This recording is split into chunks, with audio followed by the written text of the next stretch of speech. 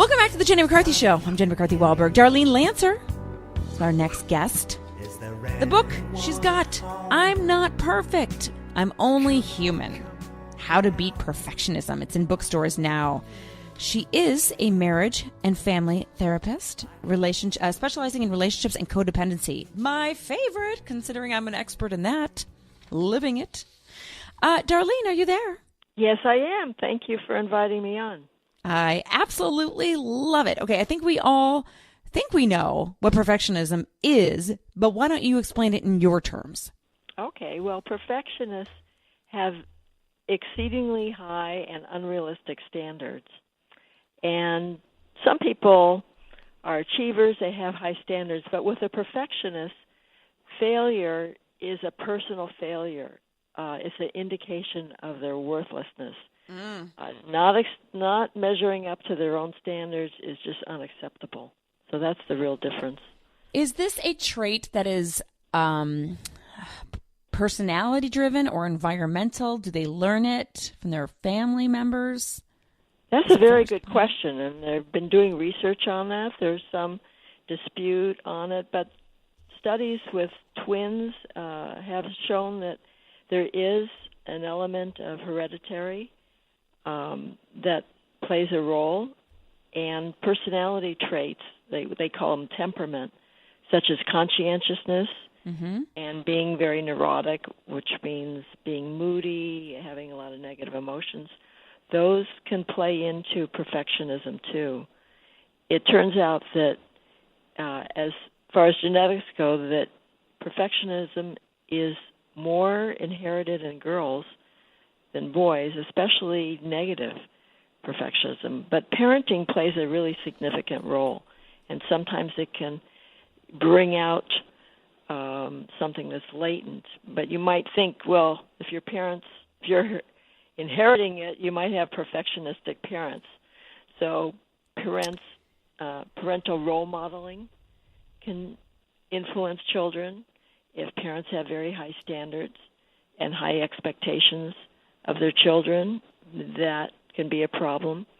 But the worst factor is parents who are over-controlling and being overly critical. They don't have to be mean or abusive. Right. Just why did you get a B? Why aren't you trying harder? So which children would connect to their worth, I would imagine. Yeah. The point is that they think that their worth is based on performance, and that's the sad part, not who they are as a human being. And that's one of the curses of perfectionism, that you lose your humanity. It's only about what you do, how you perform, what you achieve. Oh, I get that. In what areas are people most perfectionistic? I can't say it. Perfectionistic. What areas? Well, yeah, it turns out work is number one. And with students, that would be their school performance. And next would be their hygiene. A lot of people put emphasis on appearance. There's an emphasis on thinness, particularly for women in our culture. So women are 3 times more prone to anorexia than men. Home environment, how neat. There's a tendency for perfectionists to be very orderly, and neatness can become obsessive, so sometimes their environment. Their relationships, they expect their partner or the relationships to be perfect, that they exercise to a fault to the point that they're in pain or injure themselves. So it can be in any area, health, nutrition, that they become obsessive and compulsive about how they eat. Darlene, this has to kind of coincide sometimes with OCD. Well, it can. First of all, there's obsessive-compulsive personality disorder and obsessive-compulsive disorder, which is not a personality disorder. And in my book, I go into the differences, and they are significantly different. So you might think of someone washing their hands all the time or having superstitions A perfectionist doesn't have those types of traits. I mean, they can overlap, but it's a very different thing. But compulsiveness is a symptom of perfectionism. The compulsion is to try to achieve perfection. It can be an addiction. What about narcissistic perfectionism? I know you talk about it in your book. Right. Narcissists who are perfectionists. Now, not all narcissists are perfectionistic, but those that are can be really difficult to live with because they tend to expect perfection not only of themselves, but their partners and their employees and everyone around them, and it can be a nightmare. It was a nightmare. I had an ex that would, it was a perfectionist, crazy, and would literally could not stand if I had a zit on my face and said I was being a awful and mean girlfriend because I had a zit and I wasn't taking care of it with the dermatologist. I mean, he had some serious issues. But that is where I go. That is a narcissistic perfectionism type of person because it would lead to rage because I wasn't good enough for him. That is horrible, right? Horrible. And it's very destructive to their partner's self-esteem. I should add that perfectionism comes from low self-esteem, and shame is the underbelly of it. There's something called other-oriented perfectionists, where they're looking for faults in others. Right. So by shaming someone else and being overly critical, they're projecting their own shame that they have inside that they may not even be aware of. That's right. A therapist told me that that's how he was able to see it, by projecting it onto someone else, which I thought made sense. And they have to have very high standards because anything less than perfect makes them feel like a failure. And then all the shame comes up. And so they keep striving for perfection to not feel the shame. Wow, that's so crazy. And what about even manipulating people to get their way? I felt like in order to make this person's world perfect, he'd even go as far as to manipulating people. That's not necessarily a trait of perfectionists, but just more narcissistic. It can be. I mean, you don't have to be a narcissist to be a manipulator. Codependence to be manipulative too, but many narcissists are very manipulative. So, and I have on my website, whatiscodependency.com, a blog on how to spot manipulators, and if you email me, I will send you a PDF on strategies of how to handle manipulators. I mean, I absolutely love it. The website is whatiscodependency.com. So we talked about low self-esteem, also shame. In your book, you also have rigidity, I can't even say it, and black and white thinking. Rigid, right. Help me with that one. I'm a success or I'm a failure. I'm the best or I'm the worst. I'm good or I'm bad if I don't measure up to my standards. Everyone thinks this way, or no one will like me, or everyone loves me, or I always make this mistake, or I never succeed. So it's this black and white extremes. And it's never true. Whenever you get into extremes like that, you're not in reality. Talking to Darlene Lancer, she's got a book called I'm Not Perfect, I'm Only Human, How to Beat Perfectionism. You also talk about avoidance. Starting or trying something new can be excruciating. Can you talk about that? Right. That's very true, because if you have low self-esteem and shame, or you think you have to do it perfect, either one, it's like you don't want to make a mistake. It could account for like writer's block. You don't want to look foolish.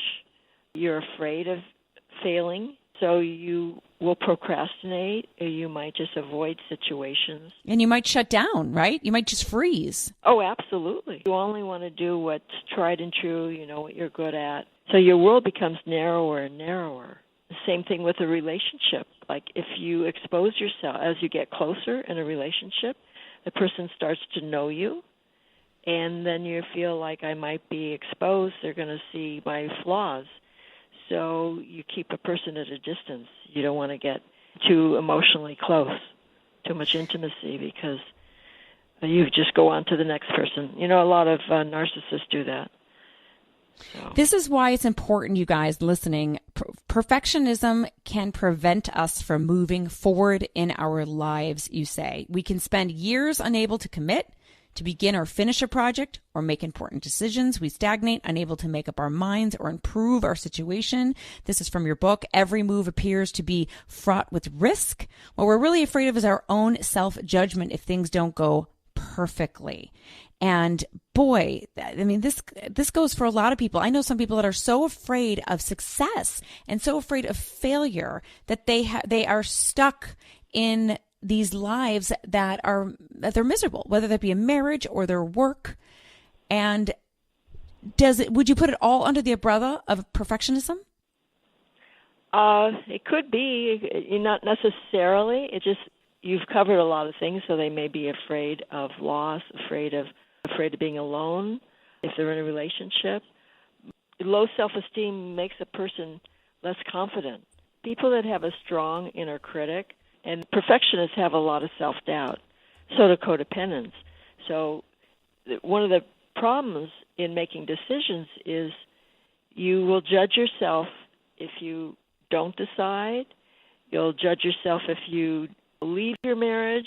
You feel that's shameful. You judge yourself for staying and being in an unhappy marriage. So it's their inner thinking, their inner self-judgment that often paralyzes them. Once you start realizing, oh, my inner critic is going to judge me no matter what I do, then it has less power over you. So it's that's one of the key things to start. I tell people, whether they have codependency, low self-esteem, or perfectionism, start writing down your negative self-judgments. I mentioned this in a YouTube I have, and I have an ebook called 10 Steps to Self-Esteem, The Ultimate Guide to Stop Self-Criticism, because it's very deadly. It is. It is, and it's like addictive. It literally feels like, you take one potato chip, you can't stop eating them. Like the negative thoughts feed on each other. And it's like you have to stop that train from going. That's right. And, negative, there is such a thing as positive perfectionism. We didn't go into that. It's more adaptive. You could say it's not healthy because it's still somewhat compulsive, but at least instead of fearing failure, you expect to succeed, and you feel good about yourself. And when you don't succeed, you evaluate what went wrong. You don't just blame yourself. You think, well, what could I do better next time? And then you're motivated to succeed more. But with negative perfectionism, you always are, even if you succeed, you think, well, the test wasn't that hard. The audience didn't have high standards. I could have done better. Somebody else did better. So there's always a negative filter on everything, how we filter things.